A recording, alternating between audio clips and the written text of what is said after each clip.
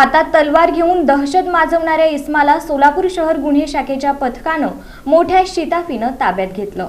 4 April रोजी शहर गुन्हे शाखेच्या पथकाला खात्रीशीर माहिती मिळाली की एक इसम संत तुकाराम चौकाजवळील एसटी स्टँड नंबर 2च्या समोर गुरु नानक चौकाकडे जाणाऱ्या रस्त्यावर हातामध्ये लोखंडी तलवार घेऊन जोरजोरात आरडाओरड करून दहशत माजवत आहे। त्यानुसार पथक घटनास्थळी गेला असता एक इसम हातात लोखंडी तलवार घेऊन आरडाओरड करून दहशत माजवत असल्याचं दिसून आलं। त्यावेळी पथकानं त्या इस्माला शिताफीनं ताब्यात घेतलं।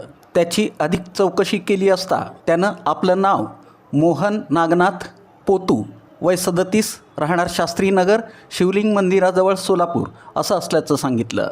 त्यानंतर त्याची झडती घेऊन त्याच्या उजव्या हातात असलेली 2 फुटी लांबीची लोखंडी तलवार जप्त करण्यात आली।